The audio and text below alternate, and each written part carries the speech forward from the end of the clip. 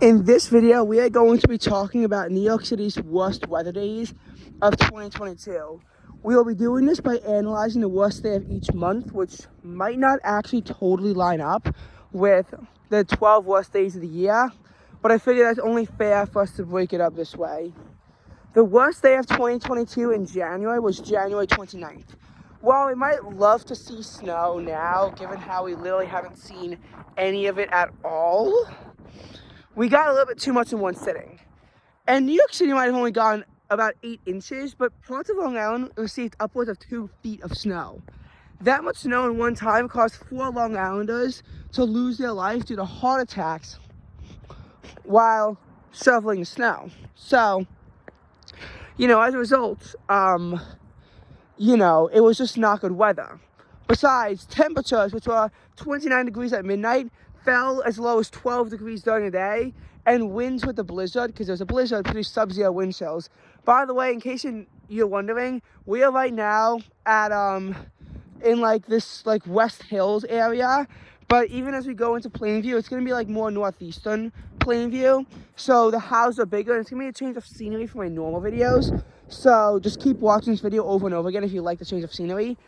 I was on a walk with my friends, but they got picked up, but I have to make my way back somewhere so I can go driving. So yeah, that's why I'm here in the middle of nowhere.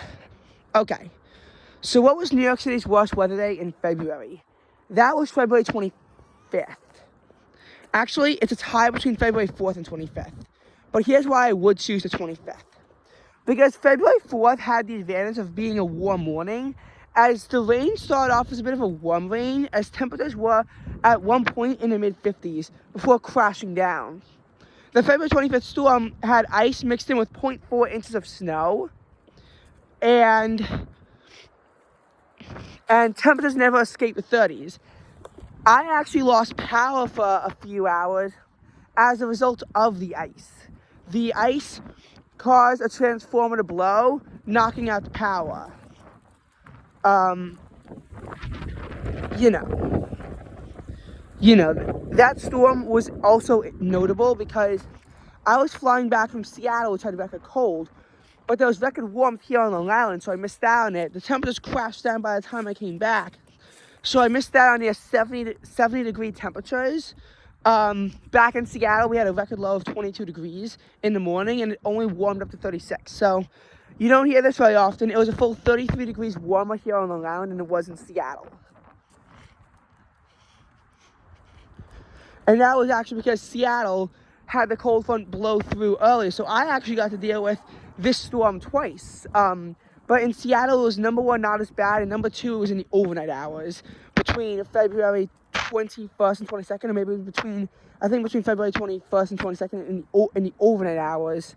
And then I got to deal with it on February 25th when it knocked out the power. So that's the price of flying back. During the middle of a cross-country storm, you probably get to experience the same storm twice. Or if you're going from east to west, you get to experience it 0 times. Then you lucked out. So what was the worst weather day in March of 2022?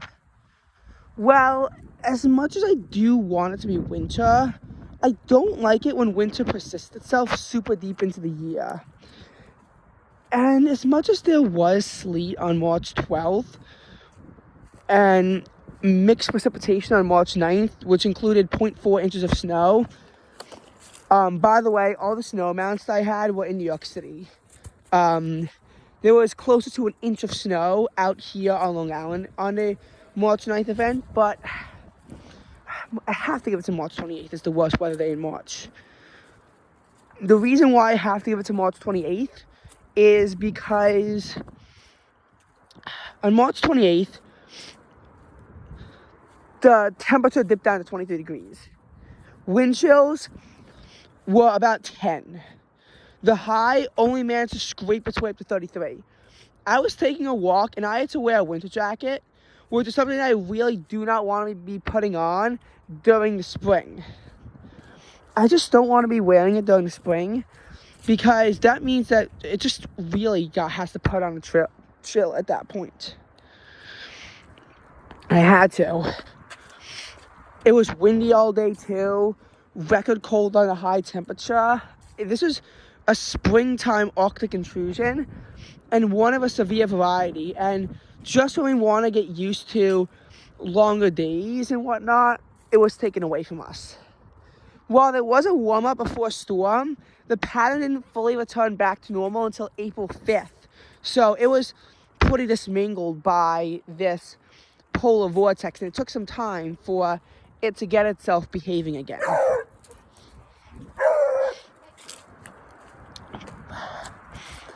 Now, speaking of April, what was the worst weather day during April? It was April 7th.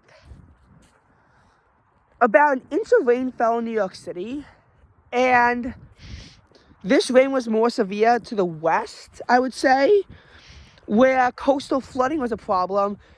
Pennsylvania Route 611 was shut down, and over 4 inches of rain fell in the Delaware Water Gap. Having said that, it was still very crummy weather. The Yankees were forced to postpone their home opener against the Red Sox until the next day. The Yankees did win, though, and that game was played in beautiful weather. The weather on April 7th was crummy. Temperatures were stuck around 50 degrees most of the day while mixed in with the rain, about as raw as a day can get. It started off in the mid-40s in the morning, but it did gradually push itself up into the low 50s actually by midnight again. Temperatures then dropped off to the upper 40s, but then cleared their way out into the mid-60s, and that's why, again, it was beautiful weather the day after the storm. The worst weather day in May was also on the 7th. May 7th. The high was only 50 degrees. The low was 45. So colder than April 7th. And you betcha it was rain mixed. It was very raw. I think I actually managed to somehow get myself sick from it. And it was a day that I really should have been wearing my winter jacket, even though I wasn't. Because just a sweatshirt wasn't enough to keep all the water out. And yes, there were long sleeves underneath it. A combination that I find disheartening to wear in April, let alone in May. But I had no choice. It was just very cold and rainy outside. The rain actually moved in the late morning on May 6th and didn't clear out until the early morning of May 8th. That day, though, was cloudy, and the high only reached 58 degrees before it gradually warmed up as the warmth built throughout the week. Now, heading past May, now we get into June. And what you have to understand is that May can be a very transitional month because it's where spring is battling with summer.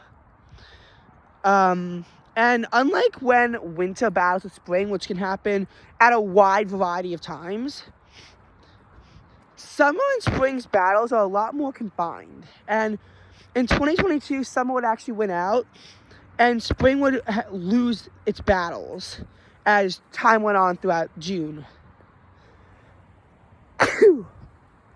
But before that could happen, there was this battle period. So while I did choose May 7th as the worst weather day in May, what you gotta understand is that there was some crappy days in May. May 19th, for example, after it was starting to get nice and then it was humid and it cleared out, rain moved through in the early morning and persisted until afternoon. The temperature was actually shot down to 53 degrees and was in the mid-50s even at noon. But saving grace did come as temperatures did warm up to the mid-60s, albeit it was close to sunset.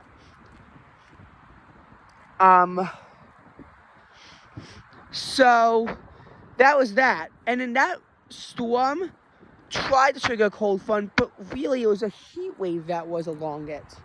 Oh, and yeah, I'm back in Nassau County. I'm back in the county that I belong in now. So,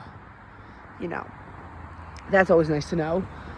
And then May 21st, again, it was humid, it was hot, 90 degrees. The heat indexes probably got to like 96 or something.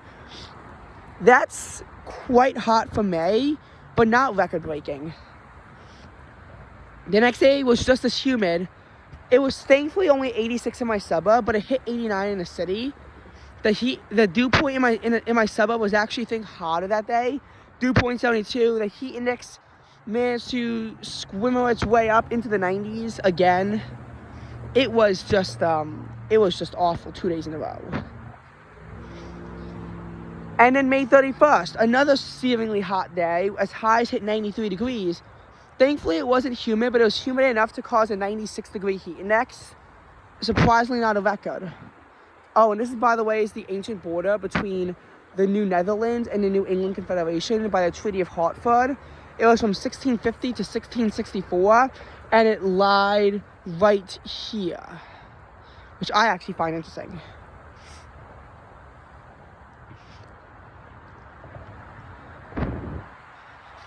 Now, as you head into June, this transitional period continues.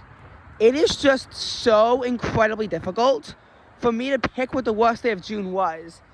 June definitely had nicer weather than May, but it wasn't perfect. June didn't get as hot as May, though, and when June got hot, it actually was making sense. Also, there weren't quite as many washouts in June. I think that our rainiest day in June came on June 9th, where temperatures were in the upper 60s. But what you gotta understand about that day in June is that, and June in general, is that once the sun clears out, it can get quite warm. It warmed up to 81 degrees in the city and 85 degrees in my suburb after the rain. But it did trigger a cold front that made June 10th a lot nicer. June 9th, however, was a nice enough day for it to, not have been the worst weather day. And it's hard to really say what it is, because at that point, dreary days actually mean the heat is off. So saying what the worst day of June is has really come as a challenge to me. As such, I'm going to pick an unusual date to declare the worst weather day in June and say June 18th. That day was cloudy, windy, and had temperatures deteriorating throughout the 60s all day. I was at a Mets game and was forced to bundle up in mid-June as temperatures were 66 degrees, winds were blowing around at 30 miles an hour when you factor in the gusts, and temperatures began to slide down to 61 degrees before the game was over. The wind was also blowing directly into our seats. We had to eat indoors. I don't think that when we booked the tickets for that day, we thought that we would be dealing with conditions more typical of April. And it was just poor weather in general. That was June 18th. The worst weather day in July would be on July 21st. I'm basing this off of what I've seen, because unlike for a lot of these other days, I wasn't here for over 50% of July.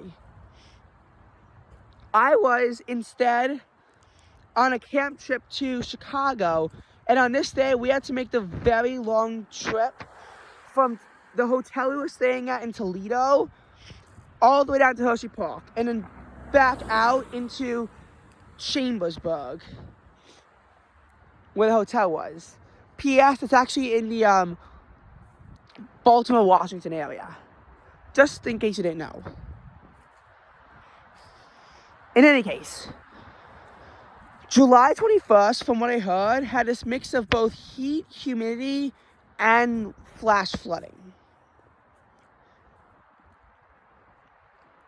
But I guess it would depend on where you were. We got 0.23 inches of rain here at the Farmingdale weather station, where we had a high of only 89, although dew points were consistently in the mid-70s, making it feel like the mid-90s, and a low of 72. That also accounted for 47% of July's rainfall here. The city saw only 0.16 inches of rain, but they saw a lot more rain in the other thunderstorms that missed us completely. They hit 92 degrees. Which, by the way, that heat index in the city managed to push 100. And it dropped to 74, and then when it cleared again, temperatures did bounce back and was still holding at oppressive levels in the 80s, upper 80s, at midnight.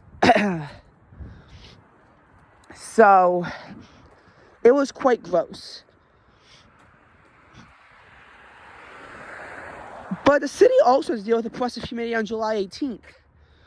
Plus flash flood, that's 1.8 inches of rain swamped the city. We got only 0.07 here. Even then, we had highs of 81 degrees, and dew points at 76 degrees produced a blistering heat index of 88 degrees.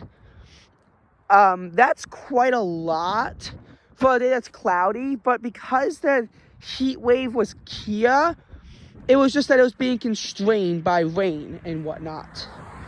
July 18th was a day that I was leaving on this fateful trip, and we were stuck in an hour-long slowdown on I-80 thanks to an oil truck that spilled, possibly as a result of the poor weather.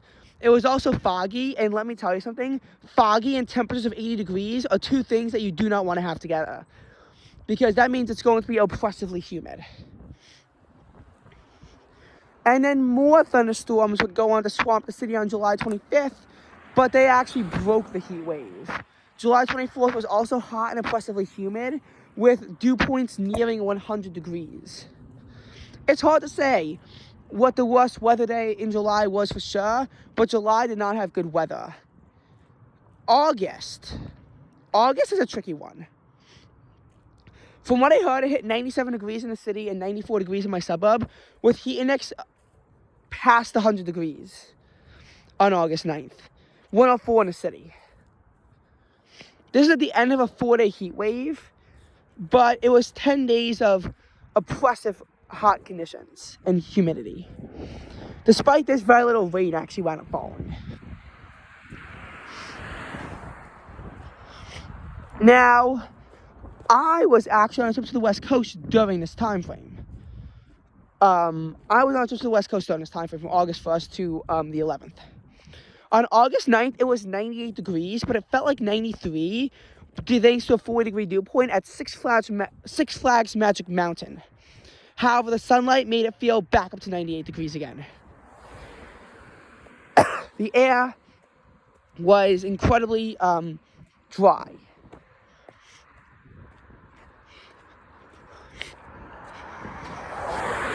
I used so much chapstick because I was just used to the humid weather. And then we were just transported to the deserts. By the way, Magic Mountain, not a good amusement park. 0 out of 10 would not recommend going there.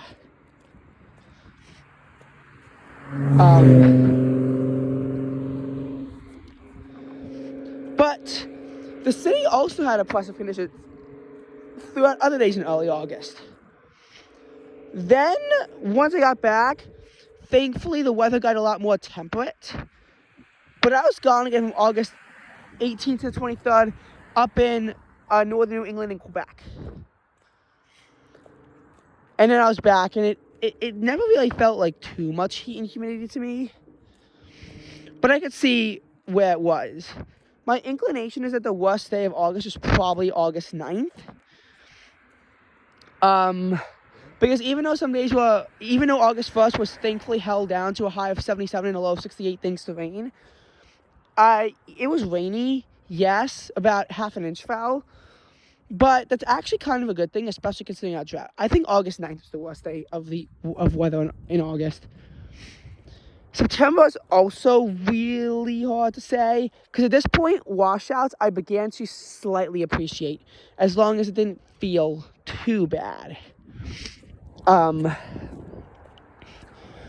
think the worst day of weather was the pair-to-pair combo of September 12th and 13th. Those 2 days. You had really no rain, but where it was raining, it was flash flooding. The highs both days were 80-81, and the lows were 68-69. What made that problematic was because it was full humidity, you know, and so foggy and whatnot, it made the air, like, quite humid. But there was no rain, so you really couldn't have drought relief. The first day hit 84 degrees with a heat index, and it was at the unusual time of 5 o'clock as well. The second day, as we were leaving school, the heat index hit 86 degrees. That is not a good heat index. The dew point was 70 degrees. That's really ugly for that late in the year. I mean, it truly is. It's gross. And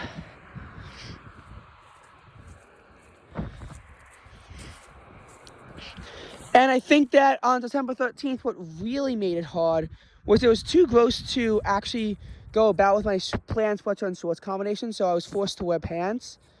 And it was just, like, too hot and humid to wear them, but it was too gross outside not to. That's when you know that a day is throwing you into a pickle. So, yeah, it was very ugly weather for September. How was the weather in October? The worst day of October's weather was the 3rd and the 4th.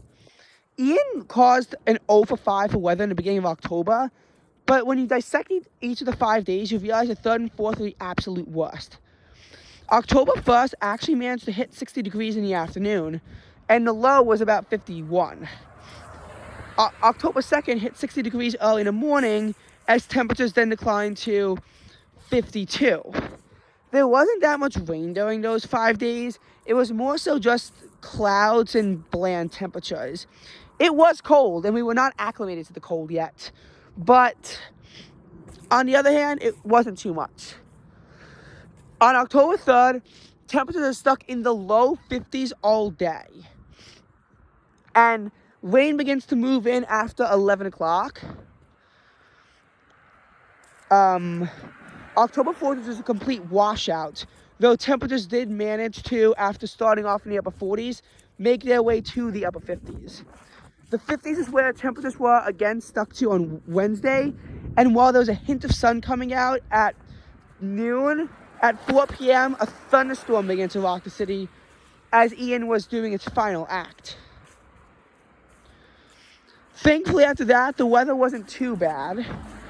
And while there were some bad days in October, overall the month was okay.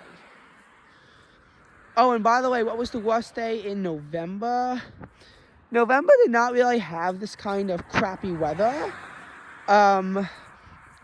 I'd say the worst day is November 21st, because temperatures only hit 40 in the afternoon after a morning low in the mid-20s. What made that so bad was the fact that we weren't acclimated to it. We were recently basking in the 80-degree temperatures just 2 weeks beforehand. The wind chill was down to 16 degrees, and it was quite brutal. It was really cold. It was like midwinter temperatures, but I'm telling you, every single day during that time got like more and more challenging than the previous as, you know, time moved through. I was hoping that we would have an early start to winter, and while December proved to have some of the winter-like chill kind of days, it lacked snow, and the rest of the winter was just a crying disappointment from there. Still, though, we are hopeful.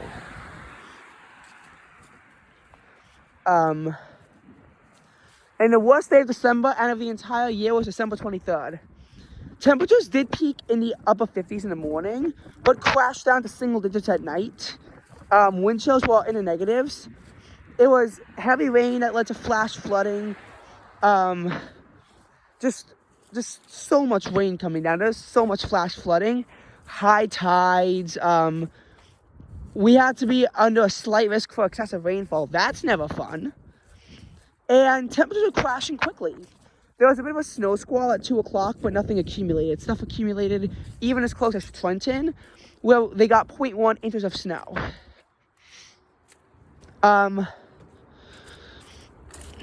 Once it left, there were about 45 bearable minutes. But at this point, the air temperature was 35 degrees, and the wind chill was 23. By the time it froze, the wind chill had hit 19, and it was simply at that point just too gross to be outside. The worst part about all that was that it was still at 3 o'clock. Temperatures will begin to really derail. New York City saw its second largest 6-hour temperature drop on record as temperatures made its way from 48 degrees at noon to 18 degrees at 6 p.m.